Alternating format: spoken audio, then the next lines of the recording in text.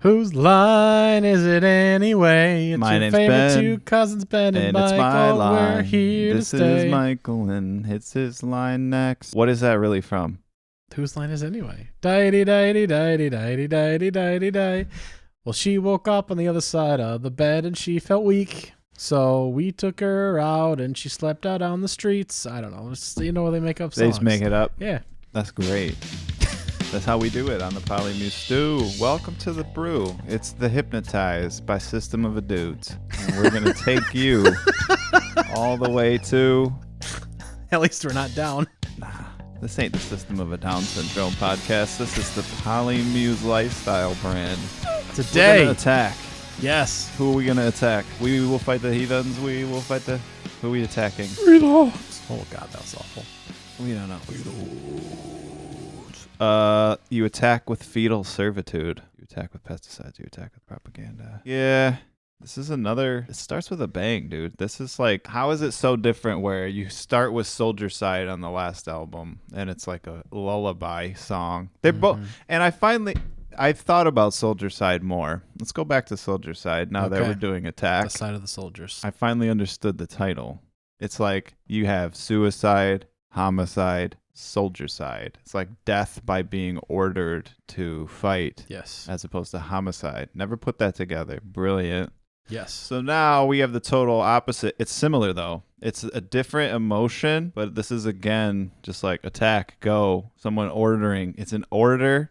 Does it have an exclamation point? No. Some of their songs do, but not this one. That's a wasted opportunity. If we fall, we all fall, and we fall alone. It's like, you're in war. It's you're holding up your comrades in arms. You're holding up your entire country. You're holding up the flag of what you're fighting for, what you believe in. If you die, if you go down, it all goes down. And when we fall alone. Yeah. Well, it certainly attacks the ears. It's pretty good, though. The drumming's awesome, dude. I like that. When it's just straight ahead, like he's just hitting like 1 1 1 1 1 1 1 1 1 1 1 1 1. I love that stuff. It's intense, but it's melodic. They're not. You could play this, even this song, which is insane and intense. You could play this for non-metal fans, and I think they would appreciate it. They still, even on this one, where it's just driving, pulsing machine drum beat. The melody is so strong. We got the dual vocalist. Love the dual vocalist. You play this always. One. This one, it hits. This one, how many S's do you have left? I have, let me double check here. I believe I have 4 S's left. So you have currently S'd out Sugar, Suggestions, War, Snow Blind, Shame, The Metro, Prison Song, Chop Suey, Bounce, Forest, Toxicity, and BYOB. I've S'd out Sweet Pea, Sugar, Prison Song, Chop Suey, Deer Dance, Toxicity, Science, Mr. Jack, BYOB, and Question. So I have 3 S's left. I forgot Lost in Hollywood. That one I lost off my list, you could say. So I now have 3 S's left just for this album. So I'm going to guess you did not use one on this. I'm going to go ahead and say, dude, this one is so close for me, though. I also did not use an S on this. I'm going to guess. I'm going to predict. You're going to predict? I'm going to predict yours and mine that we both did not do an S on this. It's so tempting. This is how you should use the double vocalists, I think. They do sing together, but it's clear that they're different characters, that they do the back and forth, different moods, different. They're just... This is it, dude. This is like the full realization of the 2 frontman, the 2 different spooky people singing to you thing. So this one you like. This one you like the dual vocalists. They harmonize and they break it up where, well, let me think. Because he lets Surge sing, and then it is a call and response. Not a call and call. It's a legitimate call and response. So yes. Breathing each other's lives, holding this in mind, that if we fall, we all fall, and we fall alone. We have some real kind of writing in here. Although I will tell you, this is a nomination for I'm trying to sing along but say the wrong thing and don't know it for 3 years. Because you don't necessarily, without looking up the lyrics, know for sure what they're saying. I mean, the cold insincerity of Steel Machines, but trying to sing all the lyrics, they're not always crisp, other than the attack. This is one of those ones, though, where it's like a story. Like, you can, if you're really reading the lyrics or figuring out what he's saying, like, it's just people in the foxholes running around trying to, there's mines, there's landmines, they're trying to live. Like, depending on how you interpret it. It's just one of those ones where it's like you're dropped into the middle of a Stephen King novel or something where they're just fighting in some battle, just people dying in the trenches type of thing. And it's the gritty storytelling part of it where they have so much detail and so much writing. Yeah, so the first part is arguably about new technologies and the kind of stuff and using that for war, and kind of attacking you with different pieces. And obviously we have the reference to pesticides in the chorus then. And the second verse, specifically referring to books, illustrate what we already know. Candles cry towards the sky, racing your flags against polluted coasts, dreaming of the day that we attack. That could be referenced to possibly books for propaganda, again, open for interpretation. And the third verse specifically mentions mines and bombings and deaths as well. So just a number of similar themes that we see through System of a Down. I actually did S this sound. What did you give this? Whoa, nice. Okay. I gave it an A, straight up A. Okay. I was conservative with my grades at first, but when making my Final 14 cut, I actually did S this song. Whoa, nice. Yeah, did not make it for me. I have to save a couple for the final, but yeah, dude, nice. Okay. We agree. So the original intro track, it was discussed to be, again, a Middle Eastern style acoustical song called Hizzy. And it was cut in favor of this, a more aggressive track. And we still have a bit of, I think it's still the guitar back there. I don't think there's any sitar on this album at all. But it still sounds a little bit almost of what sounds like Middle Eastern elements to me at points in this song, especially now knowing that this was placed in front of something that was supposed to be Middle Eastern elementy. I wish they had released all of the music, but I always do. That would have been cool. It's cool that it just picks straight up fast, because Mesmerize ended chill, and then this one just hits you, and then we're going to hit you with it. Here you go. Boom. So that was Attack. Do you feel attacked a little bit? That was... It's an incredible song, dude. That's what we want from System of a Down. Yeah, that's exactly what I want from System of a Down. That's why it's an S tier, baby. Why don't you hit him with those facts you had? Let's hit him. What do we got about Hypnotize? As far as where it charted, what we got, what we're dealing with, that final piece of the final 5 System of a Down puzzle. Well, as you know, because we covered this in the last one, Wow. It was released 6 months after Mesmerize on November 22nd of 2005, so towards the back end of the year there, and released about a year after the recording process, because Mesmerize and Hypnotize were recorded right around the same time there. They both peaked at number 1 on the Billboard 200, making them one of the few bands to have 2 albums hit number 1 on the same year. How about that? It actually hit platinum status by the end of 2005, according to what I read, and has sold over 8 million copies at this point. Of course, they did take a 4-year hiatus just shortly afterwards in 2006 and didn't release new music until 2020. It received great reviews from critics. Of course, during the recording process for both of these albums, it was supposed to be, rumored that it was a bit of a contentious recording process due to the upcoming hiatus, as we now know at this point. Excellent reviews, 3 out of 5 stars on Rolling Stone, which doesn't sound great, but a great review, all things considered. Which album did better? Do we know?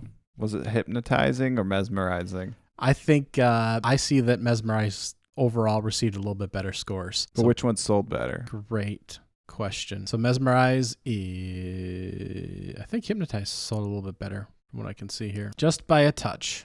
Which one did? Hypnotize? I believe so. Tiny touch better. Tiny touches. That's what'll do it. Speaking of that, we will take the body parts and put them on. All this other stuff coming up next is absurd. They do broad strokes, detailed observations here, not tiny stabs. Full-blown murder scenes coming up next. This is Dreaming. And I don't know if you're dreaming what I'm dreaming, but we're going to play the song Dreamin'. Here you go. Let's have a dream. Dream with me. This is the most terrifying song they ever made. This is like the type of song that I thought they were. Like when I was a kid and I was afraid of them. Oh my goodness. What are they talking? Absurd, just maniacal lyrics and performance and everything. These are crazy people. How could a sane people make a record like Dreaming by System of a Down? This is nuts. Yeah, it certainly comes across that way when you're of a younger age listening to them. So the opening part here, for today we will take their body parts and put them on the wall. And then it just gets crazier from there. It's probably about them, it's probably about indigenous people getting rounded up and killed. And you've got those weird spiritual background vocals and different, like, it's not screaming, but it's like, it's polyphony, first of all. There's two different melodies at the same time. Yep. So it's polyphonic. But then you've also got what sounds like almost a choir in the background. And if that's what it's about, if it's about like the souls of indigenous people kind of rising up, and I mean, that has to be what it's about again. But then it switches up because it's another one of those songs where it's got multiple sections, and then on the bridge, it's about specific people. It's she lost her mind, she blah, blah, blah. So it's a specific woman instead of like this whole population or whatever that's getting attacked. It's a weird dream, dude. This is a crazy nutso nightmare. Yeah, it's based on one of Serge's poems, actually, called Bottled Water, from a book that he released called Glaring Through Oblivion. As we know, he's a multiple sport athlete, if you will. He multiple arts in multiple places: poetry, actual songwriting, playing instruments, and then the arts, actual art as well. So in multiple different pots there in the arts field. So it's based on one of his poems and kind of human rights and that kind of thing. You went along with predictable corrupt practices, sort of the theme of the chorus there. And again, just terrible mispractice and corruption. And we have dreams of screaming. Possible thoughts are becoming self-destructive on the bridge portion as well. And of course, human right is private blue chip. Blue chip possibly being high quality and stable. Private, obviously limited, not available to all. So again, in their themes of the lower class not having the same access as everyone else. And really just a song of how terrible it is not to have rights. So you're absolutely right in that regard. This is the song that I wanted to be on the mixtape that didn't make it. It's a terrific song. I love the polyphony. I always point to this song if I'm trying to explain to people what that's like, where you've got two different overlapping melodies that are totally different. So jarring, so jazzy, so weird, so spooky. It's an A+ for me. Oh, okay. A+. I love it, dude. The guitar playing, the drumming, it's another, like, it's exactly what we want to hear from these guys. They take it up a notch, that final time through the riff. It's just terrific songwriting. The production, dude, just how they keep it interesting all the way through. They tell you the full story. They drop you in. They take you out. That's an A+ song. I give it a solid A. Nice. I love it as well. This could be a freaky music video. It could be, yeah. I just am imagining like tons of like indigenous people with like spears, like attacking like people. Because what's it talk about? Like the cold. Or is that in the other one? Yeah, in Attack. I want Attack and Dreaming to be a 2-part video. That'd be a nice intro. And then they've got all the machinery from Attack comes and just attacks these other people. I guess they're making like a bottled water factory. Could be like government corruption, all the machinery and advanced technology taking over for people that don't have rights, and you could have a literal conflict. You ever seen Super Jail? I want it to be like Super Jail. No, what is Super Jail? Oh, that cartoon? You've never seen it? Your No. brother is a fan. We were all fans together. Oh, Super It's just Jail? like it's a super, super violent, super fluidly animated cartoon that always ends with like a battle scene at the end where like 100 little guys are like running around and getting their heads cut off and fighting and throwing stuff and shooting guns. And it always ends with just an insanely, insanely detailed battle scene. That's what they need to do for Attack and Dreaming. All right, I've seen parts of it before. Yeah, okay. It's Adult Swim cartoon. That's what they need. It needs to be like the Battle of 5 Armies from The Hobbit. I think I'm getting the opposite message about this. But they did it, man. They made it like, I mean, they're not trying to glorify war, obviously, but they're showing the intense emotions of fighting back and fighting for your rights and fighting. You could do it without being super over the top cartoony with it. I just want it to be, you could still do a real war message, I think, maybe. That they'd have to be balanced about it. They would have to be careful with it. But System of a Down is not careful with it.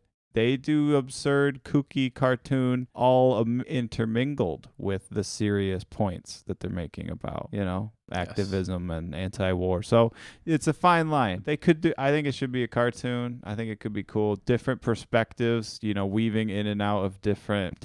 You see it through the eyes of this character, through that character, through the this warlord, this soldier, this person that's just being attacked as a citizen, and you go through like different animation styles. Okay. Where it's all, just a chaotic. They could do it. They could do it to where it wasn't glorifying it, to where it was still getting the anti-message across, but still having that heavy metal power of like standing up for yourself. That's what it would have to be. They'd have to have a heroic character.